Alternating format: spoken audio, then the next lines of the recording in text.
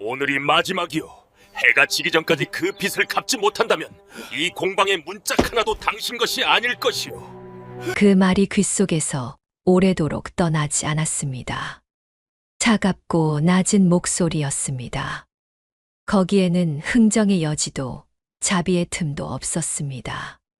저는 그 말을 들은 뒤 한동안 그 자리에 서서 발밑에 깔린 흙바닥만 내려다보았습니다. 가을볕은 여전히 따뜻하게 내리쬐고 있었고 장터 어디선가 아이들이 깔깔대며 뛰어다니는 소리가 들렸지만 그 소리는 어쩐지 먼 나라의 이야기처럼 들렸습니다. 제 귀에는 그 한마디만 맴돌고 있었습니다. 과연 저는 오늘 해가 지기 전까지 그 빚을 갚을 수 있을까요? 답은 이미 알고 있었습니다. 알면서도 물어보고 싶었던 것은 어쩌면 기적이라도 일어나길 바라는 마음이었는지도 모릅니다. 몰락한 양반가의 이름도 아버지께서 평생 갈고 닦으신 솜씨도 이 장터에서는 아무 소용이 없었습니다. 남은 것은 팔리지 않는 우산 더미와 날마다 두꺼워지는 빈 문서뿐이었습니다. 이야기를 시작하기 전에 구독과 좋아요, 그리고 알림 설정까지 눌러주시면 정말 큰 힘이 됩니다. 조선 후기 한양 외곽의 자그마한 장터 마을. 저 서준혁은 그곳에서 아버지가 남기신 우산 공방을 지키며 살아가고 있었습니다. 공방이라 해도 거창할 것은 없었습니다. 기둥 넷의 지붕 하나, 바닥에는 대나무 토막과 한지 조각이 늘 흩어져 있었고 벽 한쪽에는 완성된 우산들이 나란히 걸려 있었습니다. 그 냄새가 저는 참 좋았습니다. 기름을 먹인 한지에서 나는 은은한 냄새, 가 쪽엔 대나무의 풋풋한 냄새. 그것은 아버지의 냄새이기도 했습니다. 아버지께서는 평생을 우산 하나에 바치신 분이셨습니다. 양반가 출신이셨지만 가문이 기울고 난 뒤에도 절개를 꺾지 않으셨고 손수 재료를 고르고 틀을 짜고 한지를 붙이며 빗속을 걷는 사람들이 조금이나마 덜 젖기를 바라는 마음으로 우산을 만드셨습니다. 그분이 돌아가신 지 이태가 되었습니다. 저는 그 공방을 물려받아 아버지가 하시던 방식 그대로 우산을 만들어 왔습니다. 아버지를 닮고 싶었습니다. 아버지처럼 살고 싶었습니다. 그것이 잘못이었는지 저는 아직도 모르겠습니다. 문제는 세상이 달라졌다는 것이었습니다. 장터에는 어느 틈엔가 투박하고 값싼 우산들이 넘쳐나기 시작했습니다. 꼼꼼하게 기름을 먹이지 않아도 한지 대신 허름한 천을 써도 그냥 비만 막을 수 있으면 그만이라는 사람들이 많아졌습니다. 정성 들여 만든 우산과 그렇지 않은 우산의 차이를 알아보는 손님은 점점 드물어졌고 가격만 보고 발을 돌리는 이들이 늘어났습니다. 그렇게 몇 달이 지났습니다. 재고는 줄지 않았습니다.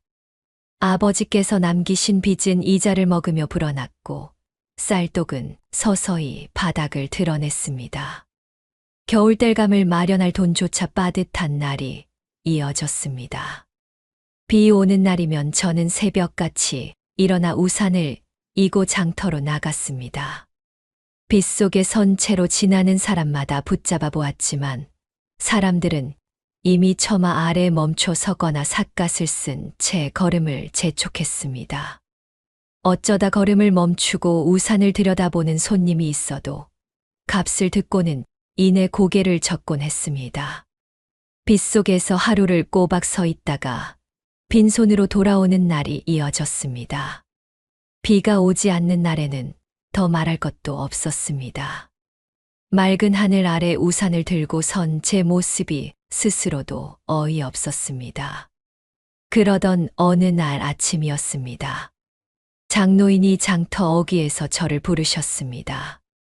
수십 년을 이 장터에서 버텨온 원로 상인이셨는데 제가 아버지 손을 잡고 이 장터를 처음 걷던 시절부터 알아온 분이셨습니다.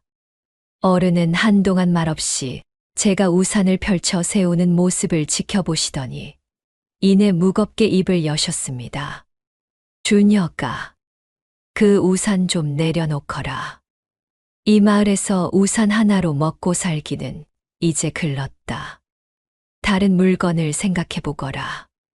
저는 고개를 끄덕이지도 고개를 젓지도 못했습니다. 뭔가 반박하고 싶은 말이 속에서 올라왔지만 막상 입이 열리지 않았습니다. 장노인이 틀린 말을 하신 것이 아니었으니까요. 저는 그저 예, 어른 하고 짧게 대답한 뒤 다시 우산을 마저 세웠습니다. 어른이 길게 한숨을 내쉬는 소리가 등 뒤에서 들렸습니다. 그날 장터는 여느 날처럼 왁자했습니다. 떡 파는 안악이 목청껏 소리를 질렀고 생선 장수 노인은 비린내를 풍기며 손님을 불렀습니다.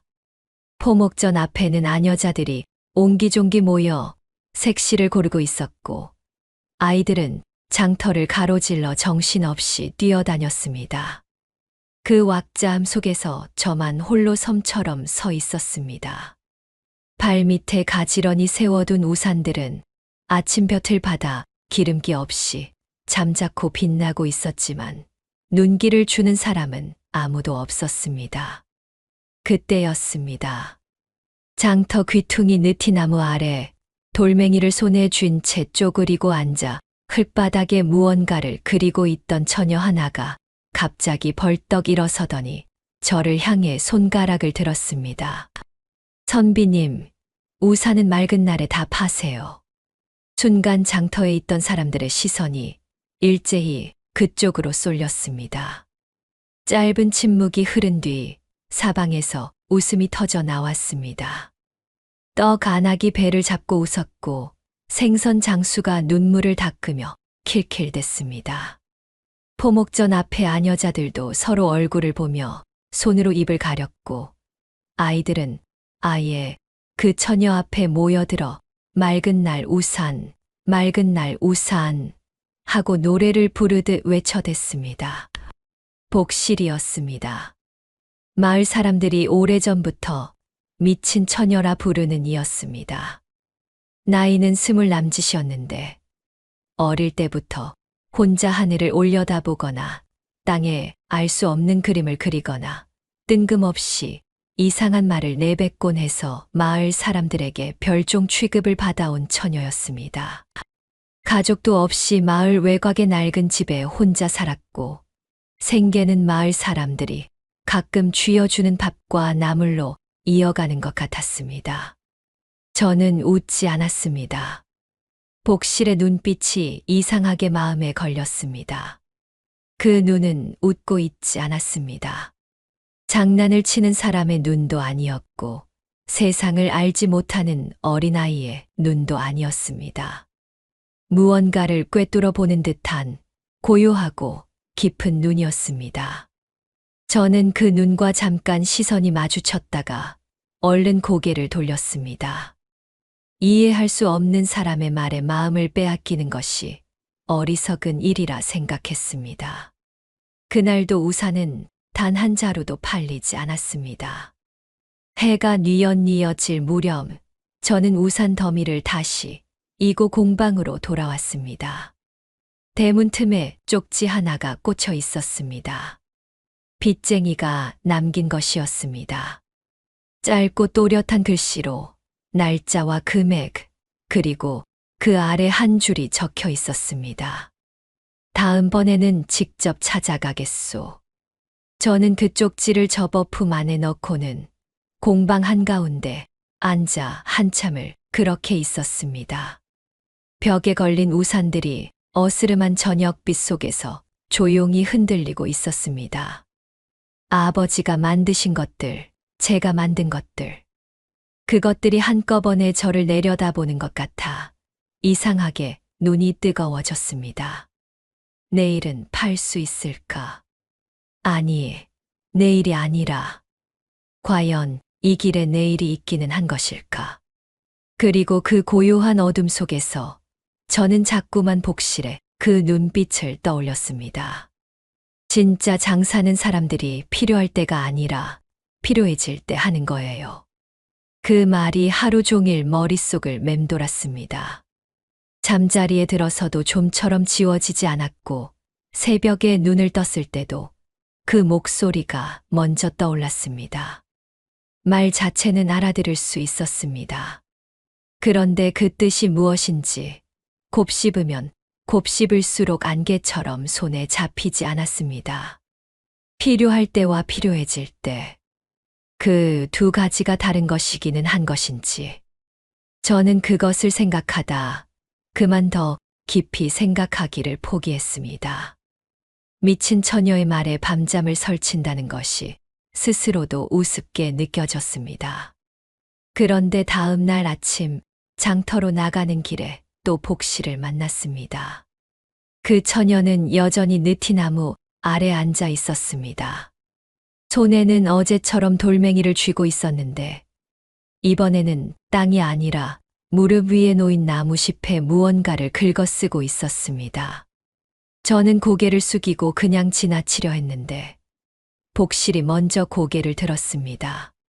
선비님, 어제 우산 몇 자루 파셨어요? 물음이라기보다는 그냥 아는 답을 확인하는 것 같은 말투였습니다. 저는 발을 멈추지 않으려 했지만 어쩐지 그냥 지나치는 것이 더 어색하게 느껴져 결국 걸음을 늦췄습니다. 한 자루도 팔지 못했소. 복실은 고개를 끄덕였습니다. 놀라는 기색이 전혀 없었습니다. 오늘도 그러실 거예요. 저는 잠깐 그 처녀를 바라봤습니다. 놀리는 것도 아니고 비웃는 것도 아닌 얼굴이었습니다. 그냥 사실을 말하는 사람의 얼굴이었습니다. 그것이 오히려 더 마음에 걸렸습니다. 우산은 비 올 때 파는 물건 아니요? 제가 말했습니다. 어쩌면 약간 따지듯 나온 말이었을지도 모릅니다. 복실은 즉각 대답하지 않았습니다. 잠시 하늘을 올려다봤습니다. 맑고 높은 가을 하늘이었습니다. 구름 한 점 없었습니다. 비 올 때 우산을 찾는 사람은 이미 늦은 사람이에요. 비가 오면 처마 밑에서 비를 피하거나 삿갓을 쓰거나 그냥 맞고 뛰거나 우산을 사러 장터에 오지 않아요. 그러니까 비 오는 날 우산을 팔면 팔 수가 없는 거예요. 저는 반박하려다 잠시 멈췄습니다. 틀린 말이 아니었습니다. 실제로 비가 오는 날 장터에 나가도 손님이 드문 것은 사실이었습니다. 하지만 그렇다고 맑은 날 우산이 팔릴 리도 없었습니다. 저는 그 말을 했습니다. 그렇다고 맑은 날 누가 우산을 사겠소. 당장 쓸 일이 없는데. 복실이 그때 처음으로 빙긋 웃었습니다. 묘한 웃음이었습니다. 어린아이가 쉬운 수수께끼를 맞히는 것을 기다리는 것 같은 그런 웃음이었습니다. 그게 바로 제가 드리고 싶은 말이에요. 맑은 날 우산을 사는 사람은 비가 올 것을 아는 사람이에요. 하늘을 읽는 사람이요. 저는 그 말을 듣고 한동안 아무 말도 하지 못했습니다. 복실은 더 설명하려 하지 않았습니다. 다시 무릎 위에 나무잎을 들여다보며 돌멩이로 긁기 시작했습니다. 저는 한참을 그 자리에 서 있다가 그냥 장터로 걸음을 옮겼습니다. 그날도 우산은 팔리지 않았습니다. 그런데 이상한 것은 집으로 돌아오는 길에 자꾸 복실이 나무잎에 무언가를 긁어 쓰던 모습이 떠오른다는 것이었습니다. 가까이서 보지는 못했지만 선이 여러 개였고 동그라미 같은 것도 있었고 점이 찍혀 있는 것 같기도 했습니다. 글자는 아니었습니다. 별자리 같기도 하고 지도 같기도 하고 저는 그것이 무엇인지 알 수 없었습니다. 다음 날도 또 그 다음 날도 저는 복실과 짧은 말을 주고받았습니다. 처음에는 제가 말을 걸었다기보다 복실이 먼저 무언가를 툭 던지듯 말하면 제가 거기에 대꾸하는 시기였습니다. 그 처녀는 언제나 예상치 못한 말을 했습니다. 하지만 한참 뒤에 돌아보면 그 말들이 전혀 근거 없는 소리가 아니라는 것을 깨닫곤 했습니다. 어느 날은 제가 공방으로 돌아가다 발이 미끄러져 우산 몇 자루를 진흙탕에 빠뜨린 일이 있었습니다. 억장이 무너지는 심정으로 진흙을 닦아내고 있으니 복실이 옆에 나타나 조용히 말했습니다. 저 집 처마 밑에 항아리 보이세요? 어제부터 두꺼비가 들어가 있어요. 저는 무슨 뜻인지 몰라 그냥 흘려들었습니다. 그런데 그날 밤 정말로 오래간만에 큰 비가 내렸습니다. 저는 새벽에 빗소리를 들으며 번쩍 눈을 떴고 그 순간 두꺼비 이야기가 생각났습니다. 두꺼비는 습도에 민감하다는 것을 저도 어릴 때 아버지께 들어 알고 있었습니다. 복실은 그것을 보고 비를 예측했던 것입니다. 저는 그날 새벽비를 맞으며 한동안 공방 마당에 서 있었습니다. 그 처녀는 대체 무엇을 보는 것일까? 마을 사람들이 미쳤다고 부르는 사람의 눈에 무엇이 보이는 것일까? 저는 그것이 몹시 궁금해지기 시작했습니다. 궁금함이라는 것이 신기한 감정이었습니다. 절망 속에서 오랫동안 느껴보지 못했던 감각이었습니다. 무언가를 알고 싶다는 마음, 이해하고 싶다는 마음. 며칠 뒤 저는 처음으로 제가 먼저 복실에게 말을 걸었습니다. 당신이 아까 한 말 말이오. 하늘을 잇는 사람이 맑은 날 우산을 산다고 했는데 그러면 나는 어찌해야 하는 것이오? 하늘을 잇는 사람이 내 앞에 오기를 기다리기만 하면 되는 것이오? 복실은 잠시 하늘을 봤습니다. 그러더니 조용히 말했습니다. 기다리는 게 아니에요. 선비님이 먼저 하늘을 읽어야죠. 저는 그 말을 가슴 어딘가에 받아 넣었습니다. 뾰족하고 작은 것이 콕 박히는 느낌이었습니다. 아프지는 않았지만 무시할 수도 없었습니다. 장노인이 그 모습을 지켜보다 제게 다가와 낮은 소리로 말씀하셨습니다. 주녀가, 저 처녀 말에 귀 기울이지 마라. 마을에서 저 아이를 곁에 두었다가 낭패 본 사람이 한둘이 아니야. 다들 한때는 신기하다 했지만 결국 아무 도움도 안 됐다고들 하더라. 저는 고개를 끄덕였습니다. 어른의 걱정이 헛된 것이 아님을 알았습니다. 그러나 한편으로는 어른도 복실이 틀렸다는 말은 하지 않으셨다는 것이 마음에 걸렸습니다. 도움이 안 됐다는 것과 틀렸다는 것은 다른 말이었습니다. 그날 저녁 저는 공방에 앉아 아버지가 쓰시던 낡은 장부를 꺼내 펼쳤습니다. 몇 년치 장사 기록이 빽빽하게 적혀 있었습니다. 우산이 팔린 날짜들을 하나씩 손가락으로 짚어 나갔습니다. 비 온 날이 전부인 줄 알았습니다. 그런데 자세히 보니 꼭 그렇지만도 않았습니다. 흐린 날에 팔린 경우가 간간이 있었고 맑은 날에도 두어 번 팔린 기록이 있었습니다. 그리고 그 날짜들 근처에는 아버지가 작게 덧붙이신 메모들이 있었습니다. 장이 크게 열리기 전날, 행차가 있던 날 전날, 큰 혼례가 있기 전날. 사람들이 비를 예상했거나 젖어서는 안 될 일을 앞두고 있던 날들이었습니다. 저는 그 장부를 한참 들여다보다 천천히 덮었습니다. 머릿속에서 무언가가 조용히 움직이기 시작하는 것 같았습니다. 아직 형태는 없었습니다. 하지만 그 움직임이 오래도록 멈춰 있던 것이 다시 돌아가기 시작하는 것 같아 저는 이상하게 가슴이 두근거렸습니다. 복실의 말이 다시 떠올랐습니다. 선비님이 먼저 하늘을 읽어야죠. 이 공방은 오늘부로 압류요. 문짝이든 우산이든 단 하나도 손대지 마시오. 그 말을 들은 것은 우산 천 자루를 장터 한가운데 다 펼쳐놓은 바로 그날 오후였습니다. 저는 그 순간 아무 말도 하지 못했습니다. 반박할 말이 없어서가 아니었습니다. 반박이 소용없다는 것을 알았기 때문이었습니다. 문서에 도장이 찍혀 있었고 그 옆에는 포졸들이 팔짱을 낀 채 서 있었습니다. 맑은 봄볕이 우산들 위로 환하게 쏟아지고 있었습니다. 그 볕이 그날따라 유난히 가혹하게 느껴졌습니다. 일이 이렇게 된 것은 사실 제 결정 때문이었습니다. 복실의 말이 머릿속을 떠나지 않던 어느 날 밤, 저는 아버지의 장부를 다시 펼쳐 읽었습니다.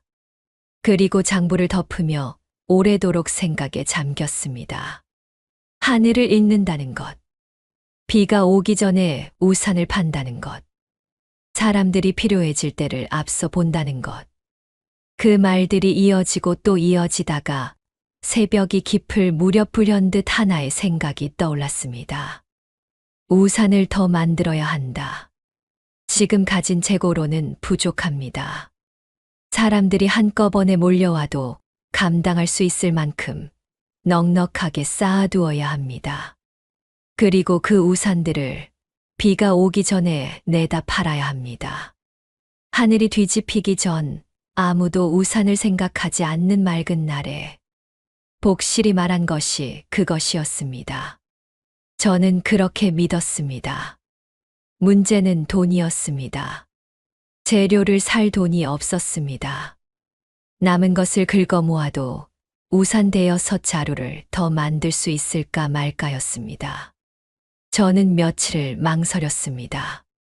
그러다 결국 하지 말아야 한다고 생각하면서도 할 수밖에 없다는 결론에 이르렀습니다. 아버지가 유일하게 남기신 폐물 한 점이 있었습니다. 어머니의 은비녀였습니다. 돌아가시기 전 아버지께서 제 손에 꼭 쥐어주시며 말씀하셨습니다. 어떤 일이 있어도 팔지 말라고. 그것만은 지키라고. 저는 그것을 팔았습니다. 전당포 문을 나서는데 발이 떨어지지 않았습니다. 손에 쥔 돈이 뜨겁게 느껴졌습니다. 아버지께 죄를 짓는 것인지 아니면 아버지의 공방을 지키기 위한 마지막 선택을 하는 것인지 저는 그것을 구분할 수 없었습니다. 그냥 걸었습니다. 재료 상인에게 가서 대나무를 샀습니다. 한지를 샀습니다. 기름을 샀습니다. 그리고 그날 밤부터 자지 않고 만들었습니다. 열흘이 걸렸습니다. 손가락 마디마다 굳은 살이 박였고 밤새 등잔 앞에 앉아 있다 보니 눈이 침침해졌습니다. 끼니를 걸렀고 잠을 아꼈습니다. 그렇게 만들어낸 우산이 1000자루였습니다.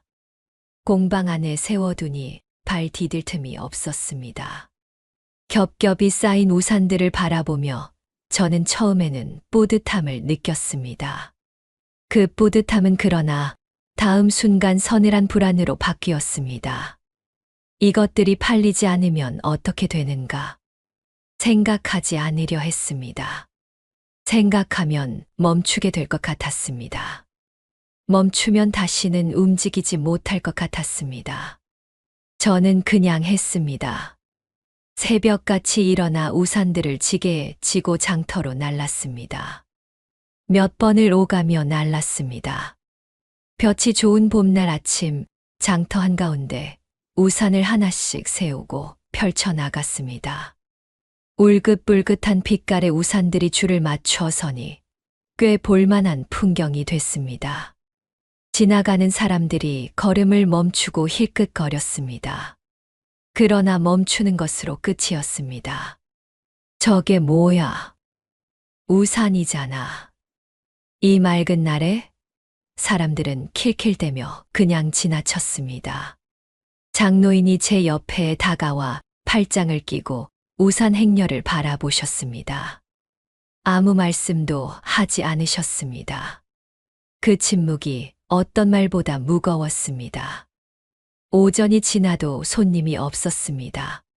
점심이 지나도 마찬가지였습니다. 지나가다 호기심에 집어들었다가 값도 묻지 않고 내려놓는 이들만 있었습니다. 장터 사람들 사이에서 수군거리는 소리가 들려왔습니다. 몰락한 양반 놈이 드디어 돌아버렸다는 소리, 미친 처녀한테 물이 들었다는 소리. 저는 듣지 않으려 했지만 귀는 정직했습니다. 그리고 오후가 되었을 때 빚쟁이가 포조를 데리고 나타난 것입니다. 문서를 들이밀며 공방을 압류하겠다고 했습니다. 우산도 재고이니 마찬가지라고 했습니다. 저는 그 말을 들으며 눈앞이 하얘지는 것을 느꼈습니다. 천 자루의 우산이 제 주위에 빼곡히 서 있었습니다. 봄볕 아래 곱게 펼쳐진 그것들이 갑자기 제 무덤을 빙 둘러싼 것처럼 느껴졌습니다. 장노인이 뛰어오셨습니다. 빚쟁이와 한참을 실랑이 하셨습니다. 유해를 구해보신 것이었지만 빚쟁이는 요지부동이었습니다. 사흘 안에 원금의 반이라도 갚지 않으면 공방을 넘기라고 했습니다. 사흘이었습니다. 제게 사흘이 있었습니다. 장노인이 돌아와 낮은 목소리로 말씀하셨습니다. 주녀가 내가 아는데 손을 써볼 테니 우선 우산들을 다시 걷어들이거라. 오늘은 더 있어봐야 소용없다. 저는 고개를 들어 하늘을 봤습니다. 여전히 맑고 높은 하늘이었습니다. 구름 한 점이 없었습니다. 복실히 하늘을 읽으라고 했는데 저는 이 하늘에서 아무것도 읽어내지 못하고 있었습니다. 어쩌면 제가 틀린 것일 수도 있었습니다. 복실의 말을 잘못 이해한 것일 수도 있었습니다. 아니, 애초에 미친 처녀의 말에 전 재산을 걸어버린 제가 더 미친 것인지도 몰랐습니다. 그때 저 멀리서 복실이 걸어오는 것이 보였습니다. 느티나무 쪽이 아니라 마을 바깥 쪽에서 오는 길이었습니다. 그 처녀는 저를 보자마자 잠깐 걸음을 늦추더니 주위를 한번 둘러보고는 조용히 제 옆에 섰습니다. 그러고는 아무 말 없이 하늘을 올려다봤습니다. 저도 덩달아 하늘을 올려다봤습니다. 맑고 푸른 하늘이었습니다. 여전히 아무것도 보이지 않았습니다. 복실이 한참 뒤에 말했습니다. 서쪽 산 꼭대기를 보세요. 저는 고개를 그쪽으로 돌렸습니다. 산 능선 너머로 희끗한 무언가가 어른거리는 것이 보였습니다. 구름이라고 하기엔 빛이 이상했습니다. 희뿌옇고 탁한 빛이었습니다. 저는 처음에 그냥 안개인가 싶었습니다. 저게 무엇이오? 복실이 대답했습니다. 바람이 바뀌었어요. 사흘 안에 준비하세요. 그리고 그 처녀는 더 이상 아무 말도 하지 않았습니다. 저는 그 말을 붙잡고 싶었습니다. 사흘이라고 했습니다. 빚쟁이도 사흘이라고 했습니다. 그 두 가지가 같은 시간을 가리키고 있었습니다. 우연인지 무언인지 알 수 없었지만 저는 가슴 한켠에서 무언가 단단한 것이 자리를 잡는 것을 느꼈습니다. 두려움이 사라진 것은 아니었습니다. 두려움 옆에 그것과 나란히 무언가 다른 것이 생겨난 것이었습니다. 저는 우산을 거두지 않았습니다. 장노인이 놀란 눈으로 바라보셨습니다. 포졸들이 어이없다는 듯 혀를 찼습니다. 빚쟁이가 경고를 한 번 더 하고 발길을 돌렸습니다. 저는 우산들 사이에 서서 서쪽 하늘을 바라봤습니다. 희뿌연 빛은 이미 보이지 않았습니다. 하늘은 여전히 맑았습니다. 그래도 저는 그 자리를 지켰습니다. 사흘 안에 이 우산들이 팔리지 않으면 모든 것이 끝납니다. 공방도 아버지의 흔적도 제가 걸어온 이 길도 그것을 알면서도 자리를 지키는 것이 어리석음인지 용기인지 저는 그것도 구분하지 못했습니다. 다만 서쪽 하늘을 바라보며 속으로 되뇌었습니다. 사흘. 사흘이면 됩니다. 우산이요. 우산 여기 있소. 우산으로 얼굴을 가리시오. 그 소리가 제 목에서 나온 것인지 아니면 꿈속에서 들은 것인지 처음에는 저 자신도 알 수 없었습니다. 숨이 막혔습니다.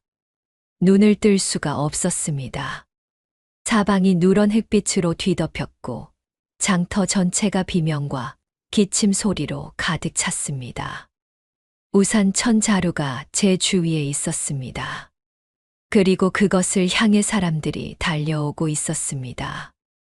이틀 전까지만 해도 거들떠보지도 않던 그 사람들이 지금은 제 팔을 붙잡고 제 옷자락을 잡아당기고 있었습니다. 세상이 뒤집혔습니다. 말 그대로 하늘이 뒤집혔습니다. 첫째 날은 아무 일도 없었습니다. 우산을 거두지 않겠다고 버텼지만 결과는 달라지지 않았습니다. 해가 지도록 팔린 것은 없었고 장터 사람들의 눈빛은 이미 저를 포기한 사람 보듯 하고 있었습니다. 집으로 돌아오는 길에 장노인이 다가오셔서 말씀하셨습니다. 아는 상인에게 부탁해 우산 일부를 헐값에 넘기는 방법을 알아봐 주겠다고 하셨습니다. 저는 감사하다고 했습니다. 하지만 아직 하루가 더 있다고도 했습니다. 어른이 긴 한숨을 내쉬셨습니다. 그 한숨 속에 많은 것이 담겨 있었습니다. 그날 밤 저는 잠을 이루지 못했습니다. 누우면 천장이 보였고, 천장을 보다 보면 천자루의 우산이 보였고, 우산을 생각하면 빈 문서가 떠올랐습니다. 그것들이 머릿속에서 빙글빙글 돌았습니다. 새벽 무렵 바람 소리가 이상하게 들렸습니다. 창문을 두드리는 소리가 평소와 달랐습니다. 저는 일어나 문을 열었습니다. 어둠 속에서 불어오는 바람이 따뜻하면서도 건조했습니다. 어딘가 흙냄새 같은 것이 섞여 있었습니다. 저는 잠깐 그 바람을 맞다가 다시 들어갔습니다. 복실이 말한 것이 이것인가 싶었지만 확신할 수 없었습니다. 둘째 날 아침 하늘은 여전히 맑았습니다. 하지만 무언가 달랐습니다. 빛이 평소와 달리 약간 탁했습니다.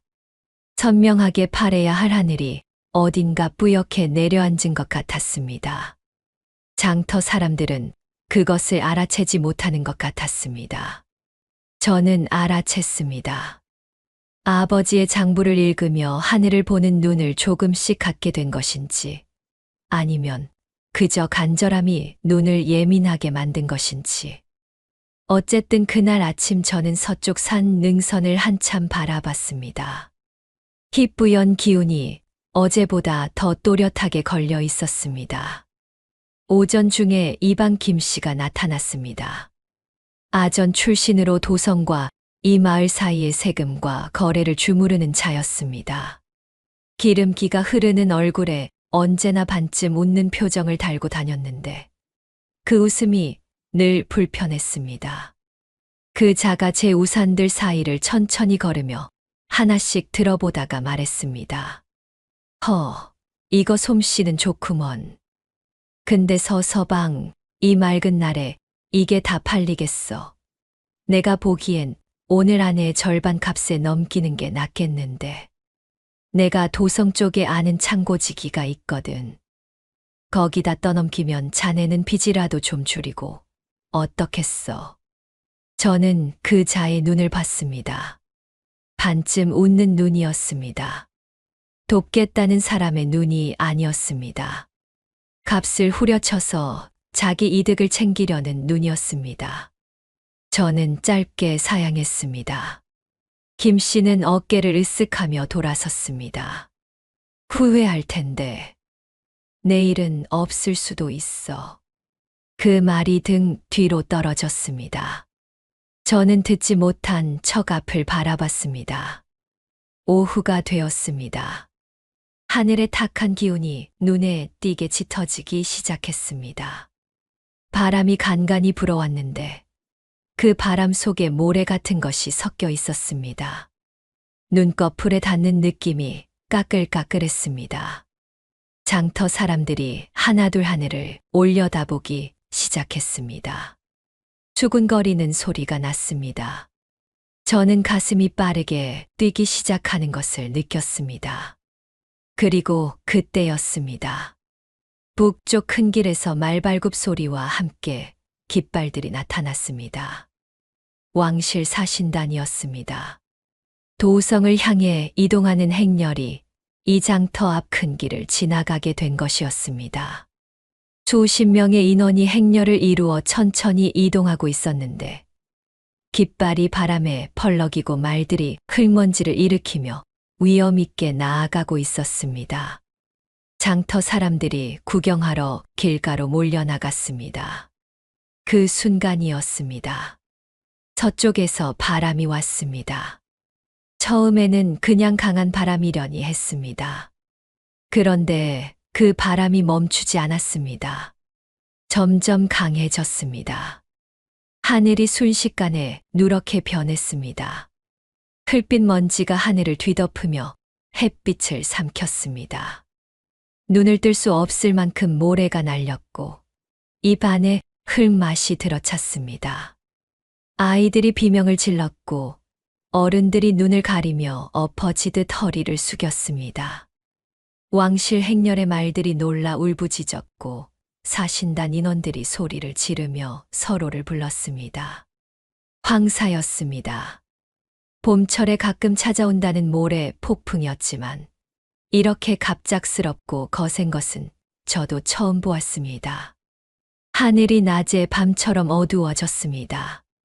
사람들은 무엇이라도 들어 얼굴을 가리려 했지만 장터 한가운데였습니다. 처마도 없었고 나무도 멀었습니다. 그때 제 옆에 있던 우산이 눈에 들어왔습니다. 저는 생각하기 전에 몸이 먼저 움직였습니다. 우산 하나를 집어 펼쳤습니다.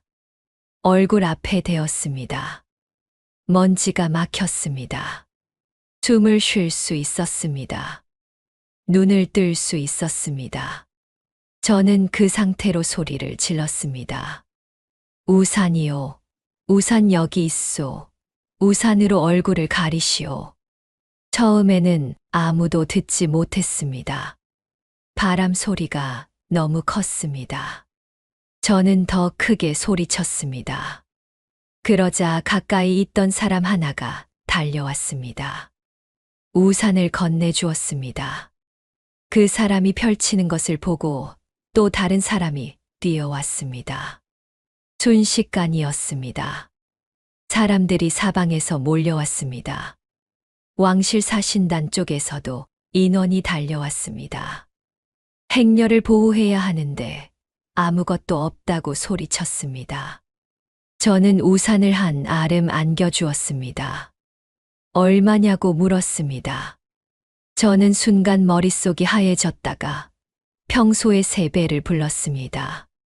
그 사람은 두말하지 않고 돈을 꺼냈습니다. 그것이 시작이었습니다. 우산이 날개 돋친 듯 팔렸습니다. 아니, 팔린다는 말이 맞지 않을 정도였습니다. 사람들이 돈을 내밀며 빼앗아 갔습니다. 값을 높여 불러도 아무도 깎지 않았습니다. 황사 속에서 우산 하나가 눈을 지키고 숨을 지켜주었습니다. 그것이면 충분했습니다. 가격이 중요한 순간이 아니었습니다. 1000자루가 순식간에 줄어들었습니다. 100자루가 남았습니다. 50자루가 남았습니다. 10자루가 남았습니다. 그리고 마지막 우산을 건네주었을 때 제 손이 비어 있었습니다. 황사는 한 시즌쯤 지나 서서히 잦아들었습니다.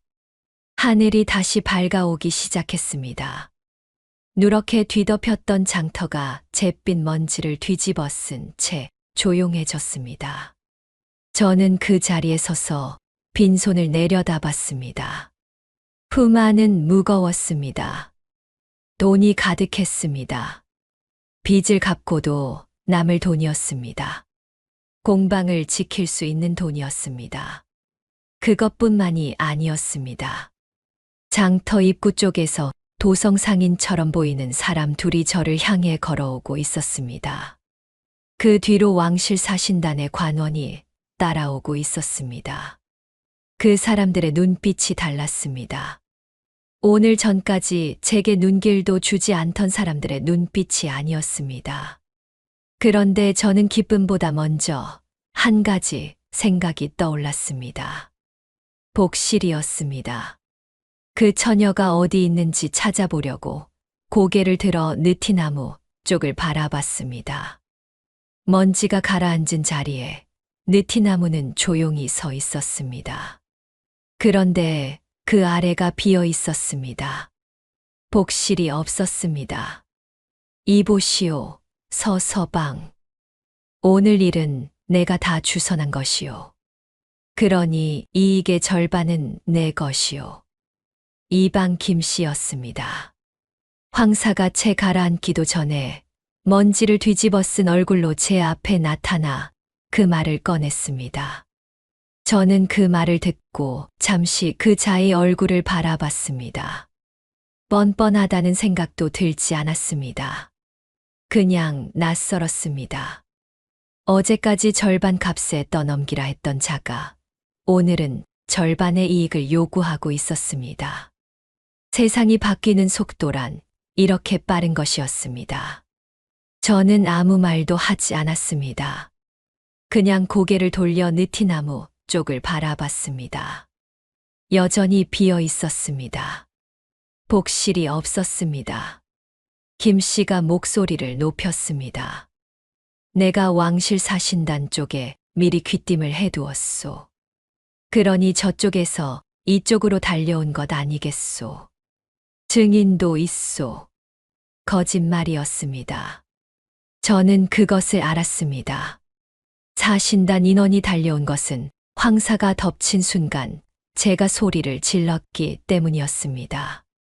김 씨는 그때 허리를 굽힌 채 얼굴을 가리고 있었습니다. 하지만 증인이 있다는 말이 마음에 걸렸습니다.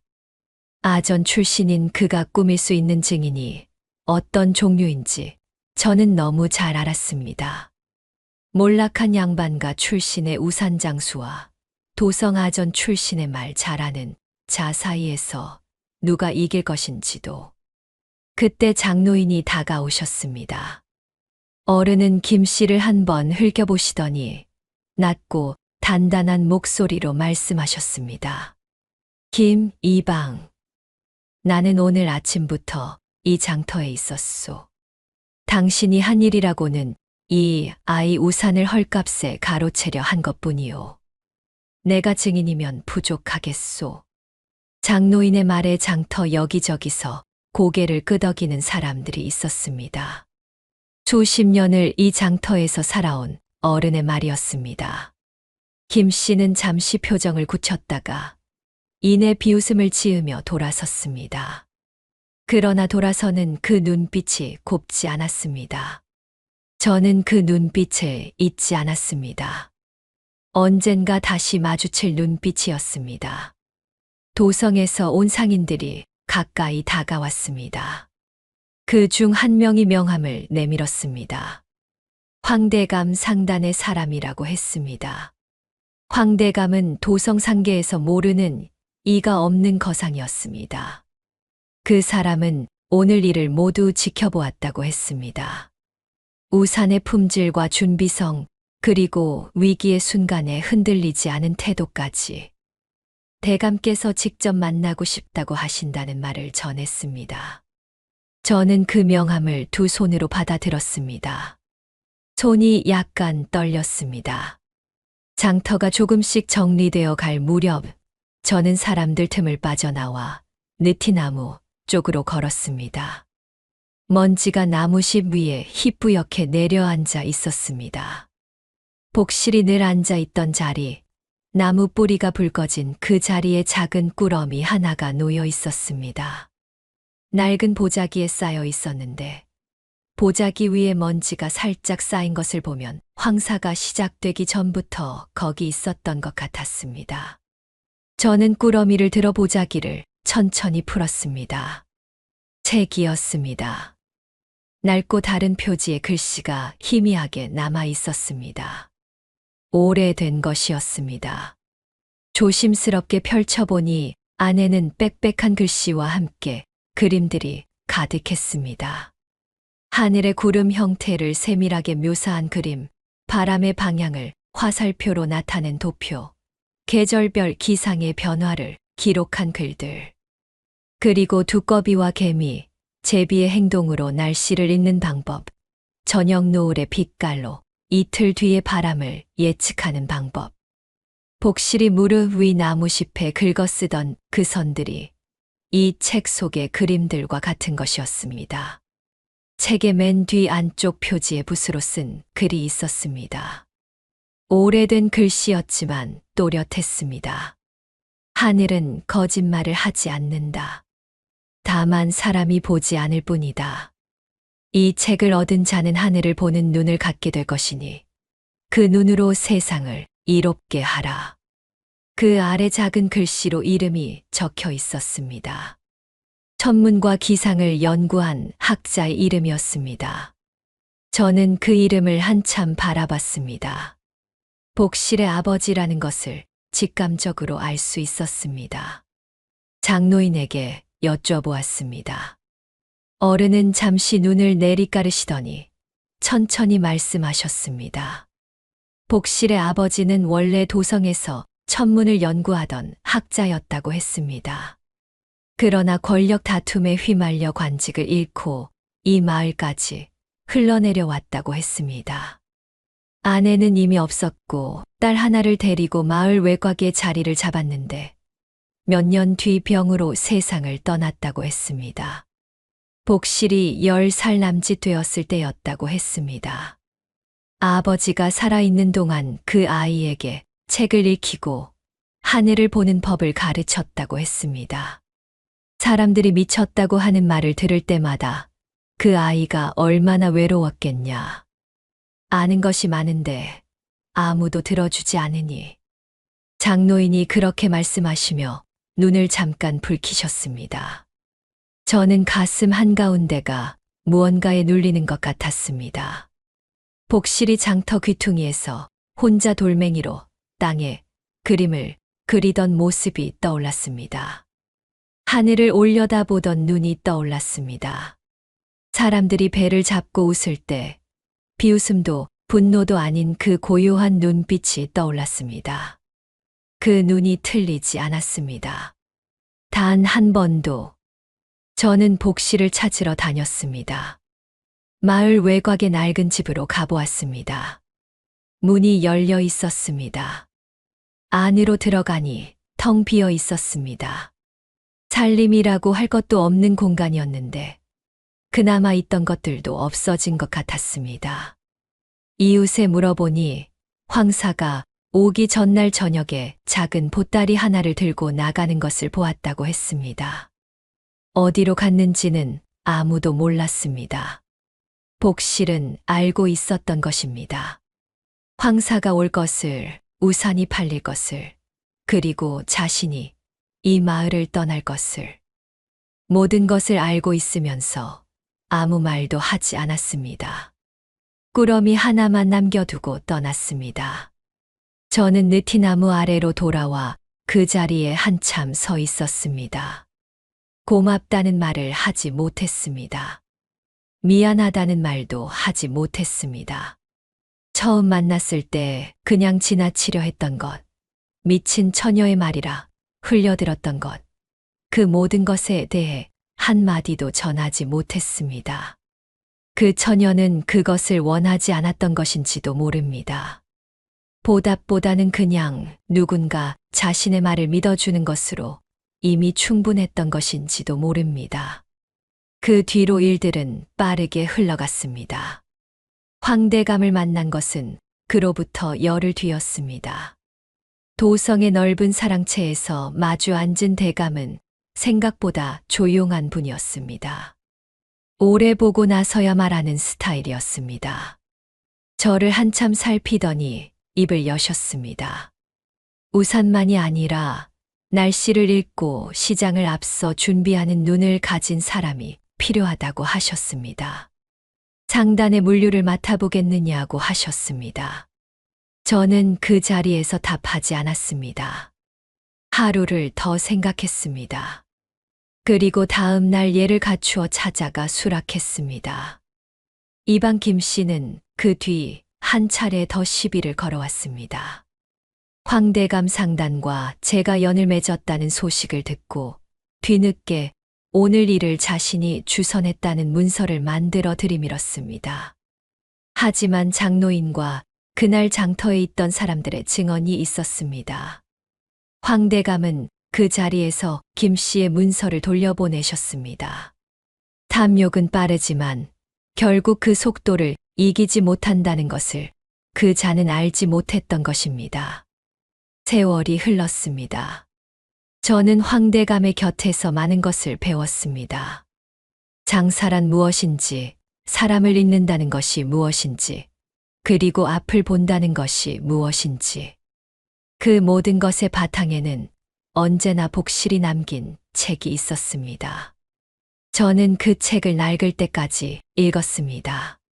하늘을 보는 눈이 조금씩 생겼습니다. 구름의 형태를 알게 되었고, 바람의 방향을 읽게 되었고, 계절의 변화 앞에서 한 발 앞서 움직이는 것이 무엇인지 조금씩 알아갔습니다. 거상이라는 말을 듣게 된 것은 그로부터 10여 년이 지난 뒤였습니다. 저는 그 말이 기쁘기보다 먼저 쑥스러웠습니다. 저는 그저 하늘을 배운 것뿐이었습니다. 하늘을 가르쳐준 사람에게서 배운 것뿐이었습니다. 그 사람은 지금 어디서 무엇을 하고 있는지 저는 끝내 알지 못했습니다. 어느 해 가을, 저는 그 장터 한복판에 작은 쉼터를 지었습니다. 비를 막을 수 있는 처마가 있는 곳이었습니다. 오가는 사람 누구든 쉬어갈 수 있도록 값을 받지 않았습니다. 장터 사람들은 웬 짓이냐고 했습니다. 저는 그냥 웃었습니다. 쉼터 입구 기둥에 나무판 하나를 달았습니다. 거기에 글씨를 새겼습니다. 붓을 들기 전에 오래 생각했습니다. 무슨 말을 새길 것인지. 거창한 말은 쓰고 싶지 않았습니다. 교훈 같은 것도 쓰고 싶지 않았습니다. 그냥 제가 기억하고 싶은 것, 복실히 가르쳐 준 것을 그대로 새기고 싶었습니다. 세상이 비웃는 말 속에도 하늘의 지혜가 숨어 있을 수 있다. 나무판이 걸리던 날, 장노인이 오셔서 그 글귀를 한참 읽으셨습니다. 그러더니 고개를 끄덕이시며 말씀하셨습니다. 그 처녀가 알면 좋아하겠구나.